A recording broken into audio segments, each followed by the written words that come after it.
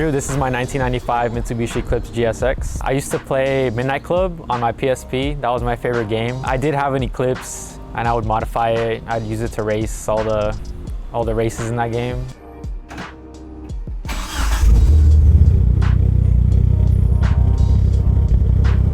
But this was actually my first car that got me into cars. So my ex, right, she had a brother that was into cars. One day he took me for a ride in his RX-7. He had I think it was an FB. He took me for a spin. It was scary, like it was built and I got scared when he took me for a ride in that one. Turned out he had this Mitsubishi in his backyard. I needed a car for school because I was gonna start college. And then he asked me if I wanted to buy an Eclipse or a Prius. And then I was like, obviously I'm not gonna get a Prius. I want like the cooler car. And I was like, yeah, I'll take it. I got it for $1,500. I bet he's punching there right now, like, give it back. I told my mom I was gonna buy this car. I showed her pictures of it in his backyard, covered in dust. And she was like, nah, don't buy it. It's like a piece of junk car. Like, I don't want it at the house. And ended up buying it. I brought it home. The paint was all faded. I thought it'd be cool to rattle can it black because I thought it would match just regular Home Depot black spray paint. It didn't match, so it still has the rattle can spray paint that I sprayed it with 5 years ago or 6 years ago. My mom wanted me to get a brand new car off the dealer, but I was like, nah, I don't want to buy a brand new car. That's like too much money right now. I couldn't drive stick at the moment, and I would take it out at night, like midnight, and drive it around to practice, and I would stall it like at every light. So my first impression, I thought they were ugly. Like, I didn't really like it, but I was like, it's just the first car, whatever. I didn't know that a GSX was like rare, so I just thought it was a regular like looking car. I didn't like the back bumper. The back bumper was like the ugliest to me because I was like, why is it like a bubble? Like, it looks funny. It ended up growing on me, and then I ended up liking the style. So yeah, when I first got it, I didn't know anything about cars. I think I only knew basic stuff like putting air in a tire, changing the oil. The only reason I did everything myself on this car was because I was cheap. I didn't want to take it to a mechanic because I knew the prices were going to be expensive just to get something small fixed. So I just ended up looking at everything on YouTube and figuring it out on the way. It did have an Apex exhaust system on it, but it wasn't loud enough, so I ended up getting like a N1 Apex exhaust on it. I think that was my first real mod on this car.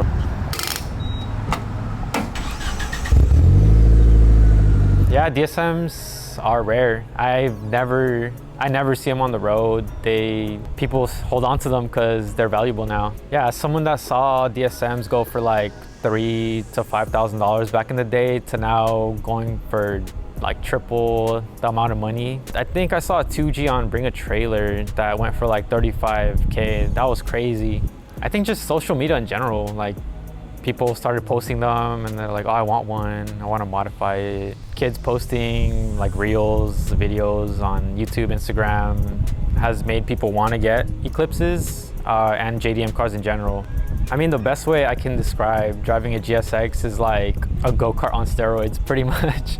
I don't know, it's just the feeling of having an older car. It doesn't compare to a new car these days because of all the electronics that new cars have, and like the old cars just are raw. Like, it's a raw feeling that you don't get from new cars these days. I didn't do the maintenance like most DSMers are. They're sometimes cheap, you know? So they don't want to do the maintenance. I didn't do the timing belt. It was the stock timing belt. It had about 143,000 miles on it. And when I got it, it had 100,000 miles. So I put 40,000 miles on it. And then I was driving it to work one day and I was at a red light, put it into first gear, and I just heard a loud bang and popped the hood. The timing belt was broken pretty much.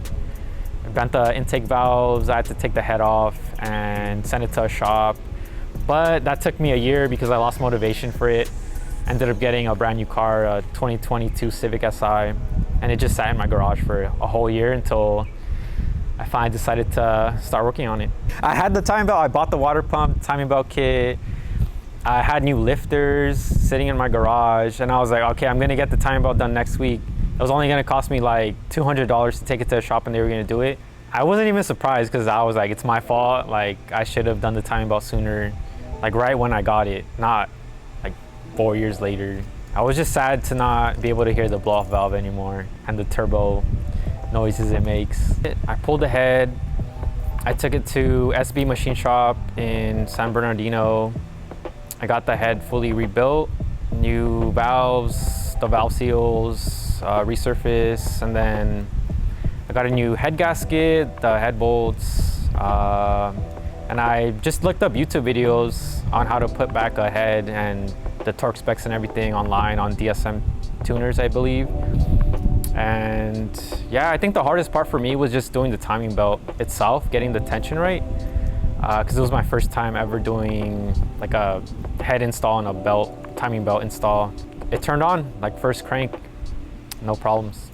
All right, so if you're looking to get a DSM, my first piece of advice, do the maintenance, do the timing belt, oil change, transmission fluid, spark plugs, all the like valve cover gasket, do everything.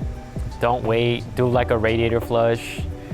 But there is the DSM forums if you're looking to get an Eclipse. Every answer you'll ever have on an Eclipse is gonna be on that website. So just look it up on Google. If you're looking to buy a GSX, I'd recommend, yeah, buy one if it's in your budget. And look out for ones that are already modified. You want to buy one that's close to stock, as close to stock as possible. That way you have less problems. For exterior mods, I have a VIS carbon fiber hood, carbonetics headlight insert. I have a rear carbonetics diffuser. I also had a carbon fiber taillight centerpiece, but I got rid of it. I also have the EDM taillights, which I got on OfferUp for a steal. I think I paid $150 for those. And then I got the VIS carbon fiber hatch. I also got that on OfferUp for a steal, and a special carbon fiber spoiler. And then for the interior mods, I have a special carbon fiber headliner, and I also have a special carbon fiber center dash with the kicker panels, and then the carbonetics airbag delete. So for the engine bay mods, I have a Evo 3 big 16G ACT clutch, it's upgraded. I also have the DC strut bar brace, a K&N filter. I have an FP recirculated intake. Oh yeah, I have a front mount intercooler. I think it's a CX Racing with the piping, and then I have a Greddy blow-off valve. It's a 3-inch straight exhaust to the high power muffler, HKS. And then I have I think a Hallman boost controller. It is not tuned. I need to save up for a DSM Link. That's like my last mod to actually tune it and for it to be reliable. Yeah, so if you guys want to see more content on my car, I do have a YouTube channel. It's Emperor_GSX, and that's my Instagram username as well. Thank you guys for watching. This is my 1995 Mitsubishi Eclipse GSX.